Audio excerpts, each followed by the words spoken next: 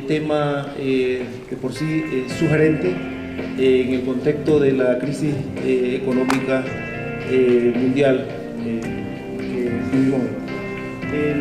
La mesa la conforman 4 ponentes, todos ampliamente reconocidos por el estudio de la temática. No vamos a dedicar mucho tiempo en el preámbulo de esta mesa. Queremos aprovechar el tiempo dado que estamos un poco rezagados. Daríamos a cada ponente entre 15 y 20 minutos para sus presentaciones y al final daríamos un espacio para preguntas, comentarios y intervención final de los ponentes. El primer ponente es el doctor Carlos Eduardo Martins, ampliamente conocido, como digo. Carlos Eduardo es investigador del Laboratorio de Políticas Públicas de la Universidad Federal de Río de Janeiro, Brasil. Daríamos a Carlos Eduardo entonces 20 minutos para que haga su presentación. Bueno, muchas gracias. Es una exposición danzante con música o podemos sacar la música o no, ¿cómo va a ser eso? Bueno, ¿por qué no presentan a los demás mientras se apaga la música? Es que les avisen. Claro, sí, mejor. ¿Verdad? Bueno, la siguiente ponente es Carola Salas. Es investigadora del Centro de Investigación de Economía Internacional de la Universidad de La Habana, también especialista en la temática. Carola no ha subido. Aquí viene. Ya se acabó el fondo musical. El tercer ponente es Orlando Caputo, también muy conocido por sus investigaciones en el ámbito de la economía mundial y ahora tendrá su intervención sobre esta temática particular. Él es chileno. Y el cuarto ponente es Pedro Páez. Él es superintendente de control del poder de mercado de Ecuador, también especialista en el tema. Entonces, como ya apagaron la música, entonces damos la palabra a Carlos Eduardo. Bueno, muchas gracias. Es un placer estar acá en México, en la conferencia de Claxo. El tema de esta mesa me parece muy importante, los BRICS y las alternativas a la hegemonía unipolar. En los 80, parte de los 90, se manejó la idea de que el mundo caminaba para una unipolaridad creciente. Ese eje unipolar representado por Estados Unidos. Muchas teorías se colocaron contra esta visión dominante, básicamente la teoría que viene del grupo del sistema mundial, donde ahí se colocan Immanuel Wallenstein, Giovanni Arrighi, y también la teoría marxista de la dependencia a través de los trabajos de Teutônio, cuestionaban esa idea de que el mundo caminaba para una unipolaridad. Al revés, analizaban el mundo como un mundo que presentaba desde los años 70 una crisis de hegemonía de Estados Unidos. Y la verdad es que el siglo XXI parece apuntar que la teoría marxista de dependencia y la teoría del sistema mundo estaban correctas, porque de hecho el siglo XXI parece demostrar una crisis muy profunda del capitalismo central e incluso de la hegemonía como una forma de gestión planetaria. Se trata de una crisis muy profunda que, a nuestro ver, abre el espacio para una nueva articulación global que esté baseada en los hinterlands y en los procesos de regionalización.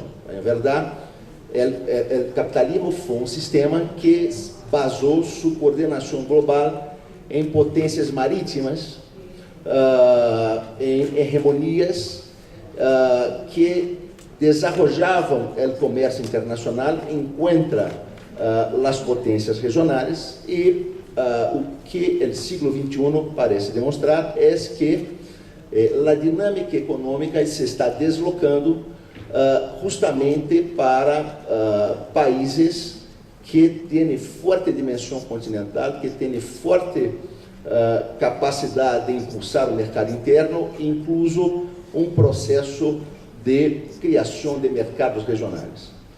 E China se empieza a destacar como o grande hinterland da humanidade. Não? Hinterland é exatamente esta potência regional que se desenvolve mais regionalmente que através exatamente do comércio internacional. Bueno, a crise do capitalismo, nós outros interpretamos esta crise como vinculada a um processo de financiarização que empieza em los 70, ao final dos 70, e que, em verdade, é uma resposta ao desenvolvimento da revolução científico-técnica e da economia de pleno emprego que se desenvolveu no pós-guerra. A revolução científico-técnica cambia o perfil de la força de trabalho. A força de trabalho se torna uma força de trabalho com uma qualidade cada vez mais intensiva em educação. A força de trabalho se torna cada vez mais intensiva no manejo de conhecimentos, no manejo de informação, de maneira que o processo de qualificação da força de trabalho generada por esta nova base de força produtiva, que é a revolução científico-técnica, esse processo de qualificação é ilimitado. É muito diferente, por exemplo, da força de trabalho que estava submetida a processos mecânicos e que se ajustava, em verdade, a los movimentos da máquina, a los movimentos da indústria. Esta força de trabalho intensiva em conhecimento tem um processo de qualificação que não tem limites e por isso o valor da força de trabalho pode crescer ilimitadamente. Claro que se o valor da força de trabalho crescer limitadamente, isto põe em crise a produção de plusvalia e o capital, para utilizar esta força de trabalho sem pagar seu valor, genera um processo de desinversão do sistema produtivo, para generar altas taxas de desemprego, o que provoca uma situação onde os preços da força de trabalho caem por debaixo de seu valor. Se genera então um processo de superexplotação da força de trabalho no capitalismo mundial. Processo que então era específico da periferia, empieza a se desenvolver no capitalismo central. Então, os dados sobre isso são muito significativos, sobretudo nos Estados Unidos. Os sueldos da força de trabalho norte-americana hoje são mais baixos do que eram ao final dos 70. Este processo de desinversão no ciclo produtivo do capital se compensa exatamente com um processo de criação fictícia de valor através do Estado que empieza a generar deuda pública. Deuda pública não para generar empregos, como foi o caso do capitalismo do pós-guerra nos países centrais, deuda pública para generar rendas, para generar ganâncias sem contrapartida na geração de emprego, sem contrapartida na geração de produto. O resultado é que se incrementa, como mencionei, a deuda pública dramaticamente nos países centrais. Estados Unidos, a deuda pública em los anos 40 era cerca de 100% do PBI, do PIB, e vai caindo, hasta chegar até 30% ao final dos anos 70, porque a deuda pública se involucrava, se articulava com uma dinâmica de crescimento econômico, pero a partir de los 80, a deuda pública empieza a se incrementar e sai de los 30% em Estados Unidos para chegar a 100% do PIB em la crise de 2009 e 2010. Um movimento similar ocorre em Europa, onde também a deuda pública passa a se desenvolver muitíssimo. Os gastos públicos também se desenvolvem muitíssimos e muito articulados ao setor financeiro. Cai a taxa de inversão. A taxa de inversão nos Estados Unidos hoje está cerca de 10-15% do PIB, enquanto foi cerca de 25% em los anos 60.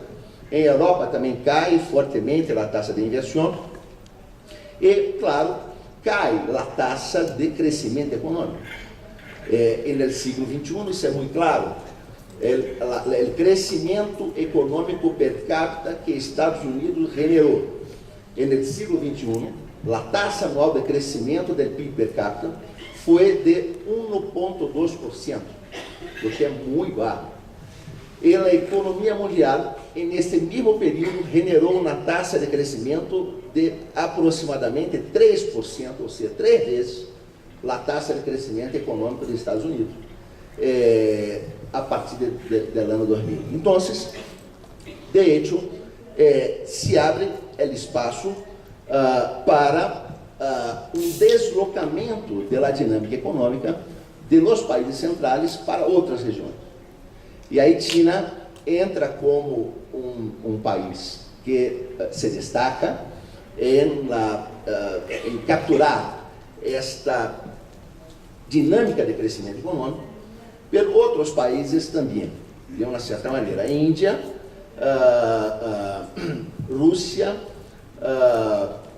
e em menor situação, claro, Brasil e África do Sul. Pero lo interessante, lo que provoca, não é, essa aproximação desses países que foram inicialmente era uma criação, se foi dito, era uma criação do Financial Times, a aproximação entre esses países, porque essa criação do Financial Times empieza a se tornar de hecho realidade. Os BRICS eram uma postulação intelectual, basicamente, pero a partir, por exemplo, da crise do capitalismo em 2008, os BRICS se formalizam como um grupo e passam a estabelecer reuniões todos os anos. Todos os anos há conferências, documentos e uma tentativa de articular políticas para estabelecer novos ejes da globalização. Então, há muitas identidades entre esses países. Por exemplo, tanto o Brasil como China, Sudáfrica, Rússia e Índia são países que têm renda per capita que se aproxima à renda per capita média da economia mundial. Estes países estão com uma renda per capita que equivale entre 20 e 30% da renda per capita dos países centrais. Então, são países que têm uma posição similar na economia mundial em termos da renda per capita de sua população. São países que, sobretudo no caso de China, Brasil, Índia e Sudáfrica, que sofreram processos de colonização, processos de intervenção imperialista, todos os países que afirmam sua soberania nacional contra o imperialismo das potências globais. E é muito interessante, por exemplo, se nós outros ubicamos as votações destes países em la ONU, o grado de convergência da votação desses países em la ONU é de mais de 90%. Esses países votam em mais de 90% das vezes de forma comum. Então, há uma certa base que são países de renda per capita muito por debaixo da média dos países centrais, países que têm um histórico de confrontação ao imperialismo, países que, em cima da periferia, têm uma certa capacidade de articulação econômica regional e que percebem que, em realidade, as potências econômicas centrais perdem, no século XXI, a capacidade de articular a dinâmica econômica mundial e, por isso, se abre espaço para que se articulem e busquem, então, impulsar políticas comuns. É interessante que a última reunião dos BRICS ha traído uma série de questões muito significativas. Uma é a ideia de se criar um banco de los BRICS. Um banco de los BRICS que pueda oferecer uma alternativa monetária ao dólar, por exemplo, para as transações comerciais entre esses países, para as transações financeiras entre esses países. Se postula que o Banco de los BRICS pueda oferecer créditos para inversão, sobretudo em los países de menor desenvolvimento, e inversão, sobretudo, em la infraestrutura produtiva. Claramente, a ideia de los BRICS que este banco deve ser um banco de desenvolvimento. Um banco de desenvolvimento. Este banco também se propõe a ser uma alternativa ao sistema financeiro de Bretton Woods, no sentido que se propõe a criar fundos de estabilização contra crises financeiras internacionais. Ao mesmo tempo, mesmo sem a criação deste banco, os BRICS acordaram que podem fazer o comércio bilateral em moedas locais.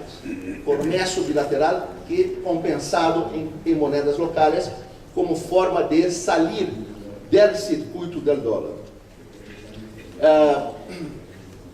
Outro ponto muito interessante de atividade de los BRICS é a exigência de câmbio do sistema de poder político em los grandes organismos financeiros internacionais.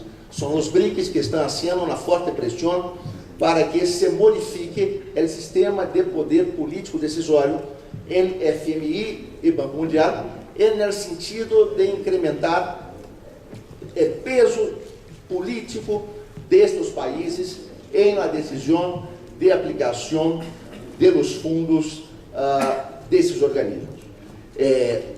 Tudo isso são fatores de convergência entre esses países.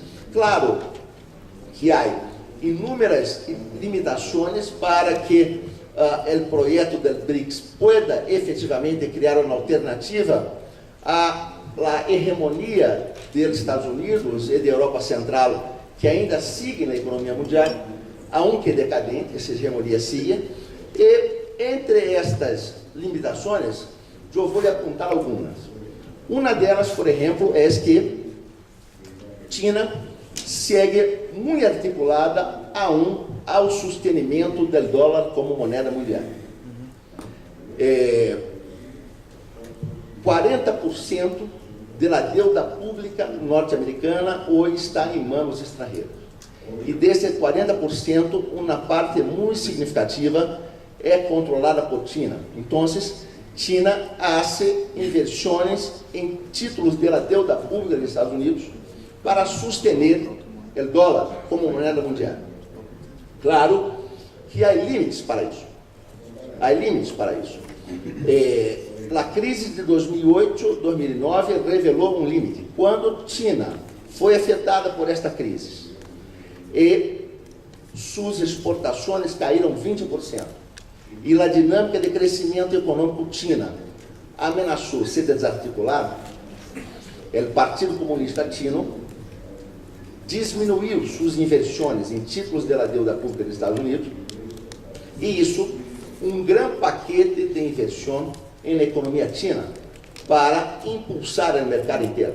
Então, é muito claro Lo que garante a sustentabilidade do partido político chino e sua manutenção como na força política protagônica em China é a legitimidade de seu liderazgo.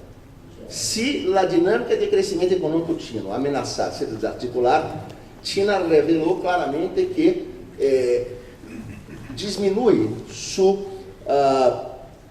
articulação com o dólar como moneda mundial para impulsar outro tipo de macroeconomia e outro tipo de processo social. Então, há uma articulação de China com a dívida pública em Estados Unidos que evidentemente limita a capacidade financeira deste banco del BRICS, pero essa articulação não é uma articulação ilimitada, é uma articulação que tem limites políticos muito claros. Outro problema que se coloca na questão dos BRICS é que os BRICS podem criar grandes assimetrias internacionais em seus processos de articulação. China é evidentemente uma potência financeira que não há comparação com os outros países do BRICS. Então, o que garantiza que China não pode utilizar, por exemplo, os BRICS para impulsar um processo de desenvolvimento mundial assimétrico também, como foi os processos dirigidos desde o capitalismo anglo-saxão. Agora, o representante político de China na América Latina levantou a questão de um tratado de livre comércio entre Mercosul e China, por exemplo, o que poderia reforçar um processo de reprimarização na América Latina, enquanto China, por exemplo, incrementaria sua capacidade de oferecer produtos industriais à América Latina, derrubando a indústria latino-americana, sobretudo na indústria brasileira. Essa é uma possibilidade, pero claro, é uma possibilidade que também depende da maneira como nós outros nos capacitamos para articular com China. Porque, por exemplo, um dado interessante é que 70% do que China importa do mundo é manufatura. 70% do que China importa do mundo é manufatura. Se nós outros nos especializamos na produção de produto primário, não é porque China nos impõe essa situação, é porque nós outros não estamos nos capacitando como aliados estratégicos tecnológicos de China. Porque outro ponto em comum que pode haver entre a América Latina e China é o interesse em derrubar os monopólios tecnológicos internacionais. China tem claramente uma política de desenvolvimento industrial e científico-tecnológico que busca derrubar barreiras de entrada colocadas por os monopólios tecnológicos internacionais. Se a América Latina e os países do BRICS se colocarem como parceiros estratégicos que podem ajudar nesse processo, claro que nós outros poderemos entrar aí muito fortemente. Agora, para isso, temos que fazer nossas tareas locais.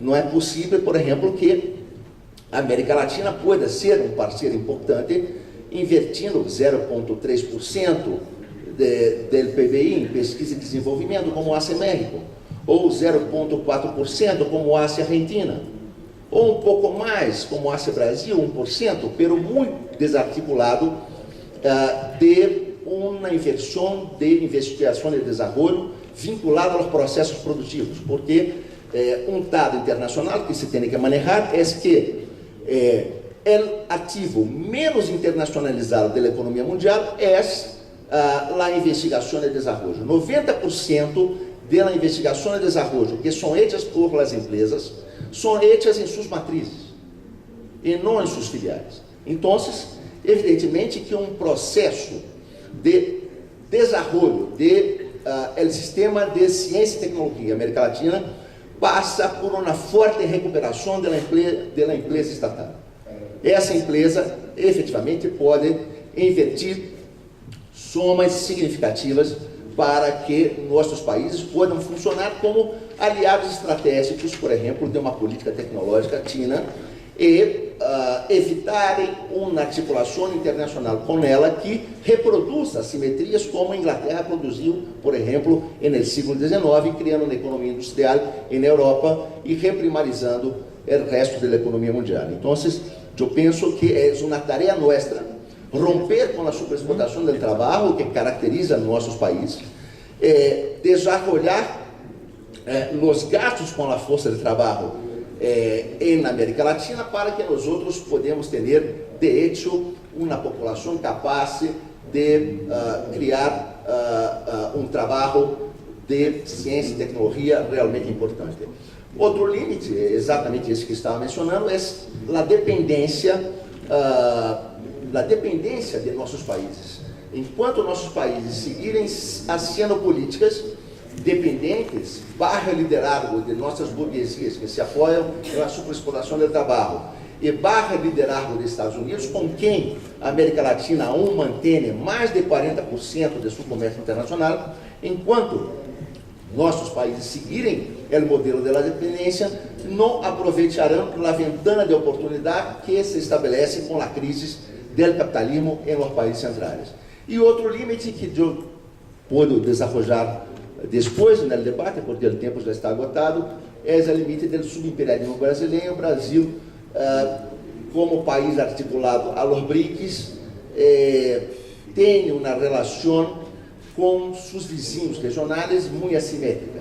O Brasil exporta manufatura, sobretudo para os países da América do Sul, tem um saldo comercial com os países muito grande, há inversões para receber ganâncias dessas inversões, de maneira que também Brasil não apoia de maneira substantiva o desenho de uma nova arquitetura financeira regional que pueda, de hecho, produzir processos de desenvolvimento tecnológico e econômicos cooperativos para reverter a enorme heterogeneidade produtiva de nossos países. Os dados da CEPAL sobre isso são muito claros. 70% do produto da América Latina estão em empresas que empregam 19% da força de trabalho da região. Então, temos, de hecho, uma estrutura produtiva muito transnacionalizada e muito heterogênea. E isso temos que cambiar para, de hecho, podermos nos articular com China de forma a ser um parceiro tecnológico fundamental. Não podemos exigir que os chinos sejam mais socialistas que nós outros. Muchas gracias.